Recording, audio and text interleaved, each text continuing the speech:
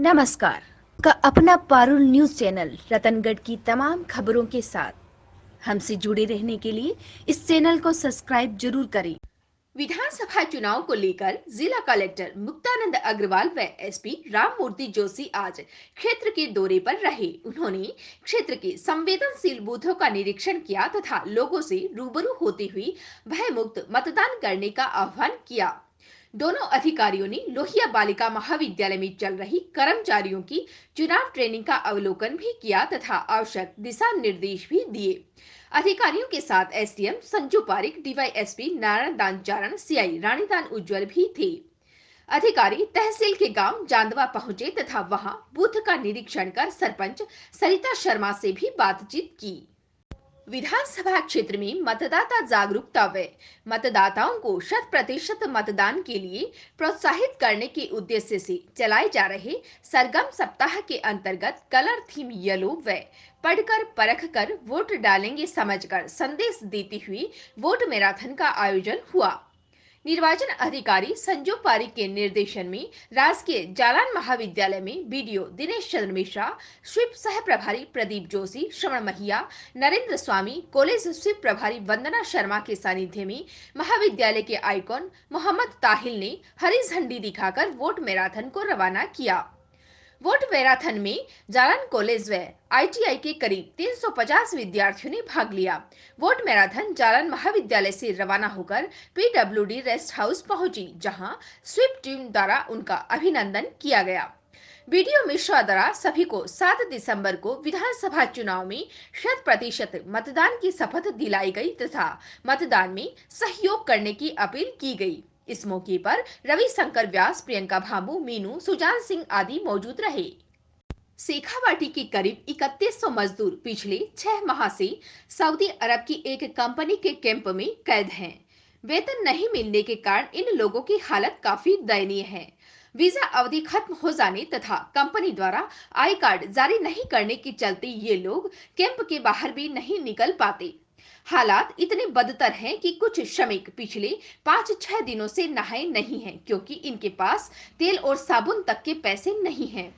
आर्थिक तंगी से जूझ रहे इन श्रमिकों में से झुंझुनू के 26 वर्षीय इरफान ने तो सुसाइड करने का कदम तक उठा लिया, लेकिन 7 श्रमिकों के चलते उसकी जान बच गई। वहीं 3 ऐसे श्रमिक भी हैं जिनके माता या पिता की मौत हो गई, लेकिन वे लोग कंपनी द्वारा पासपोर्ट नहीं मिलने के कारण भारत नहीं लौट सके।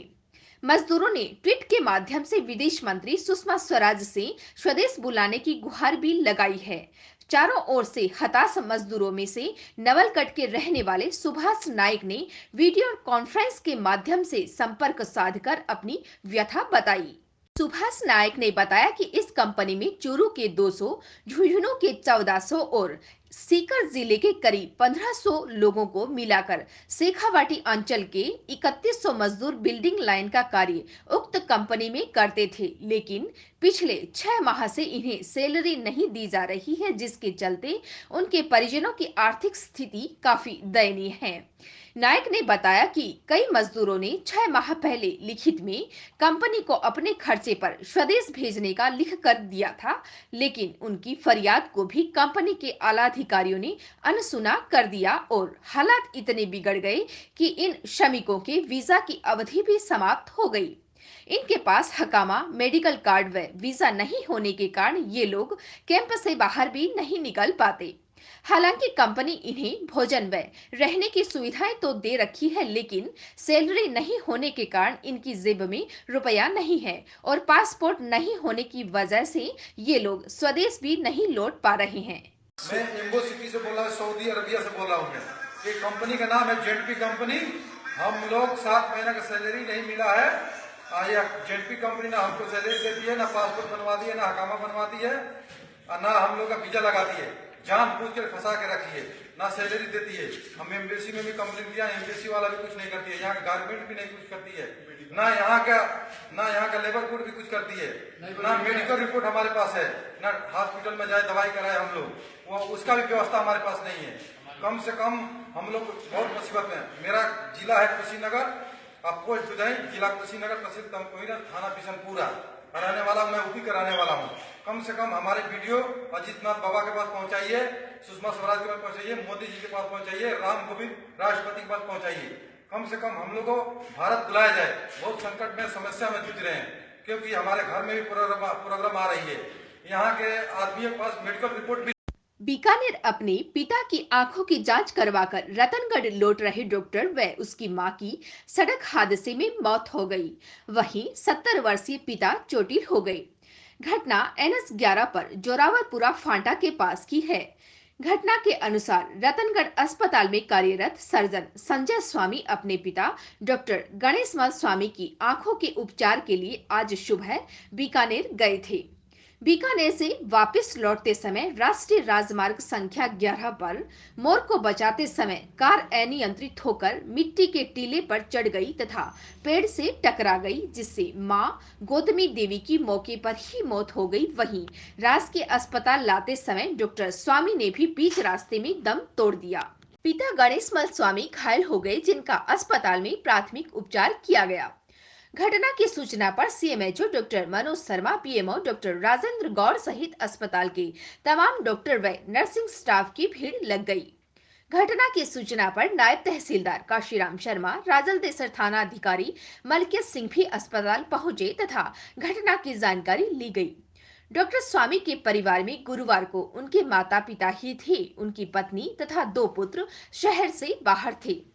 सरदार शहर में रहने वाले नजदीकी रिश्तेदारों को सूचना दी गई तो वे लोग भी देर शाम रतनगढ़ पहुंच गए, लेकिन परिवार के अन्य सदस्य नहीं पहुंचने के कारण मृतक डॉक्टर स्वामी व उनकी मां के शव का पोस्टमार्टम शुक्रवार की सुबह होगा।